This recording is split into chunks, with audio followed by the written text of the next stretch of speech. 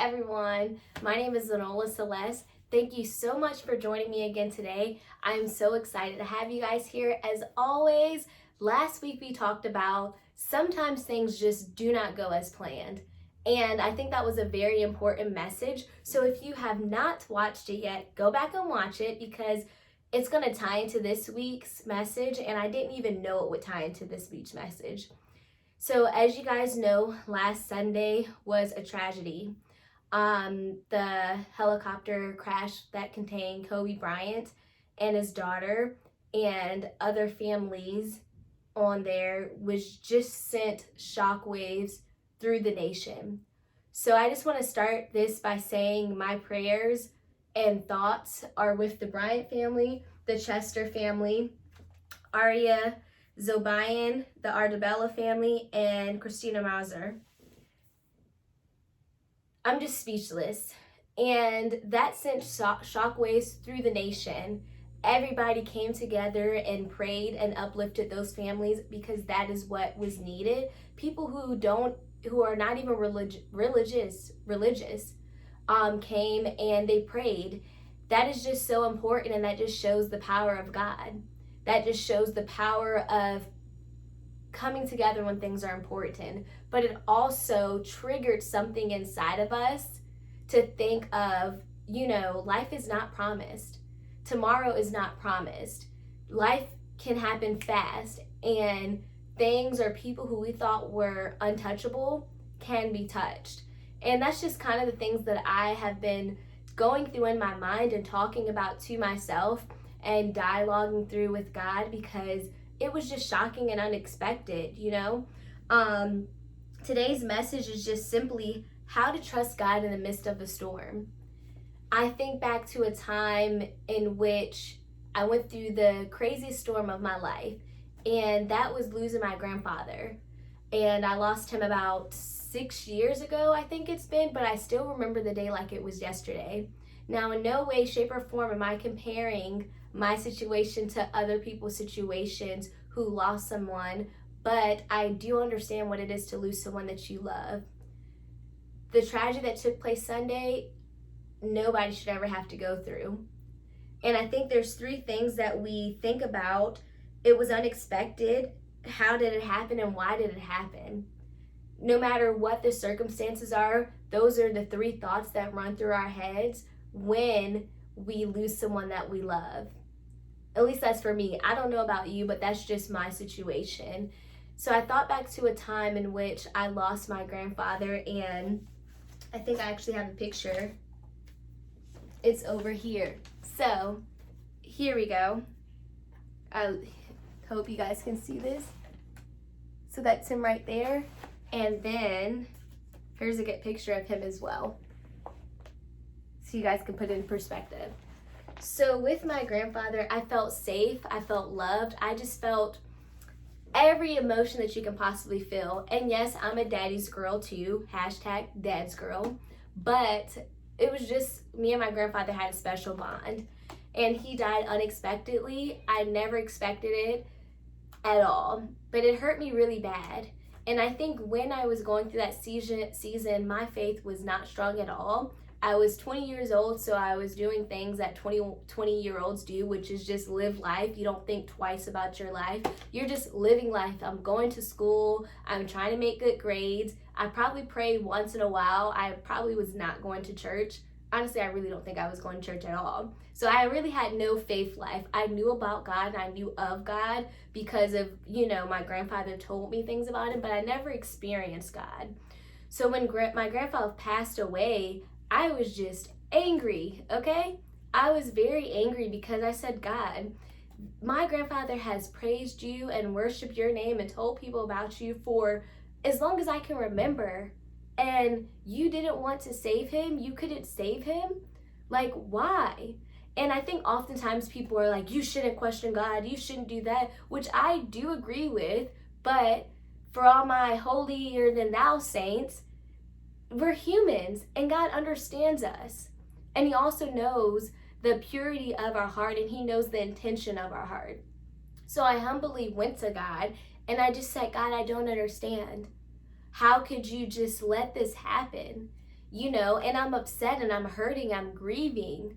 And then God just reminded me that because my grandfather was here for so long, grandpa was never truly mine. He's always been God's. And we are God's children.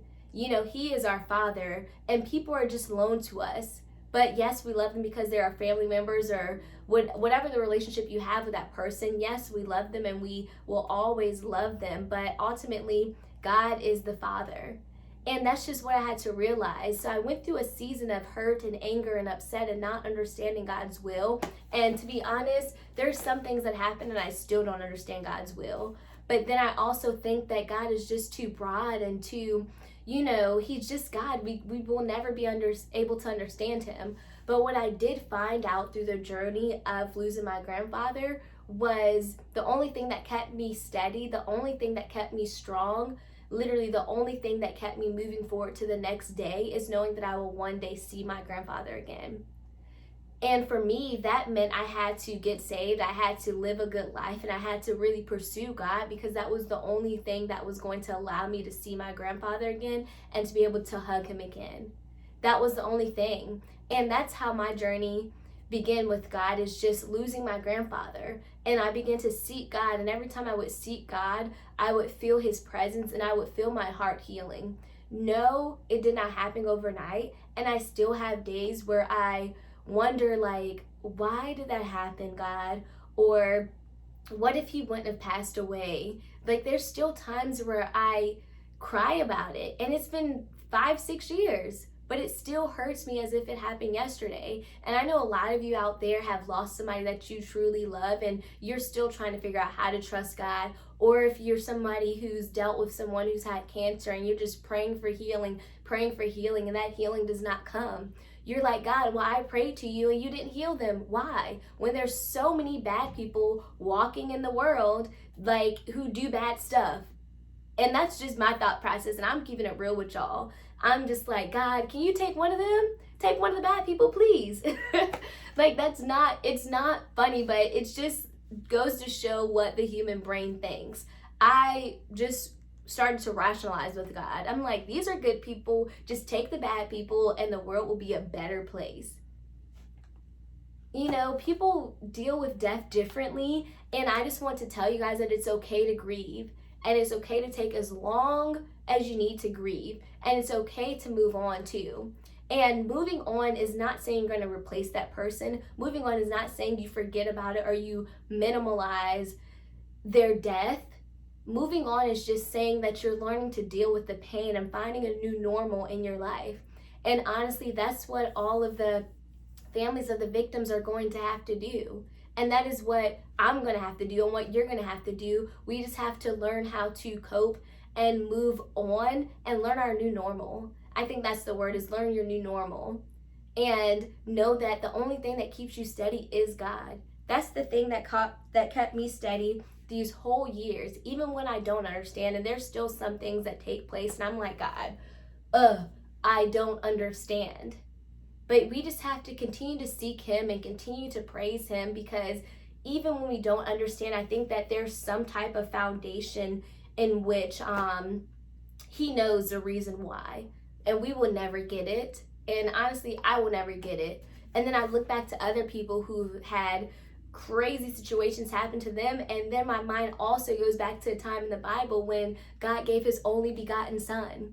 He gave his only son for our sins. I could only imagine the pain that Mary felt when her son was on a cross and they placed thorns on his head and nailed his hands on that cross and nailed his feet. I can only imagine the pain that she went through. And I don't have children yet, but let me just say this. I'm not giving my child for y'all, for nobody. That's just me. I don't know about y'all if you're sacrificing your kids, but I am not giving my child for people. That's just it. So I think back to God had to make the hardest decision ever, was to give his son for us. And either way you spin this, either way you blame God or you don't blame God, or you're a believer or you're not a believer, the end of the day is the longer you live, the more life will happen. Life is going to happen. Whether I believe in God or I don't believe in God, stuff is going to happen. but God keeps me grounded, and the faith is what keeps me going. And that is why I choose to believe in God, even in the midst of a storm. Because that storm is still going to occur whether I believe in him or not. But God makes it easier for me to weather the storm. He makes it easier for me to be able to push through. He makes me have some type of hope and faith to just know that one day it will be okay. One day, we will just continue to live and push through. Weeping may endure for a night, but joy comes in the morning.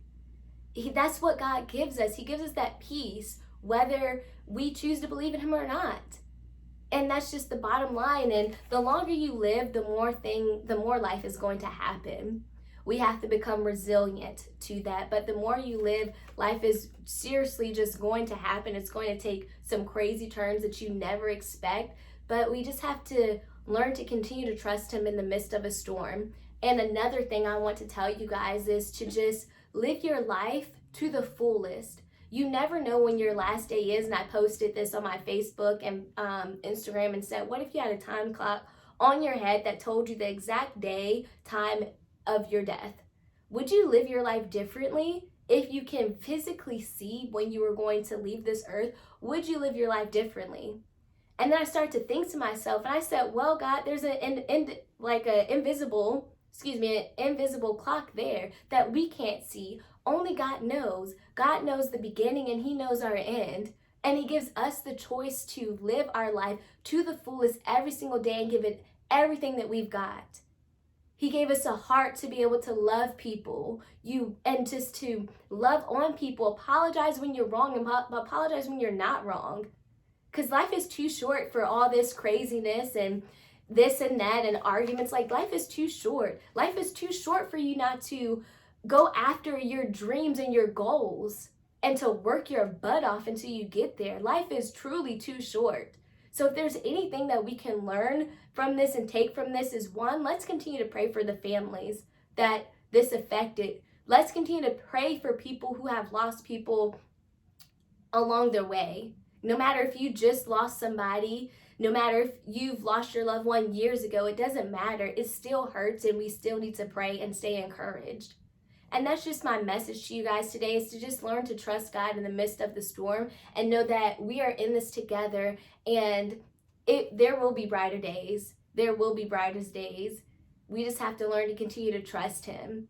So thank you guys so much for tuning in today. I hope you enjoy your Sunday and love on people the way in which God intended us to do, but also make sure you go after your dreams and ambition, because you never know when, your day, it's going to be your last day. So I hope this helped you guys. Don't forget to like, share, subscribe, leave me comments. And by the way, y'all, I still don't know why this is blurry. Look, blurry, not blurry, blurry, not blurry. I don't know why it's blurry. So if you know how to fix this, let me know. All right, you guys. Love y'all. Thank you so much for your love and support. Bye.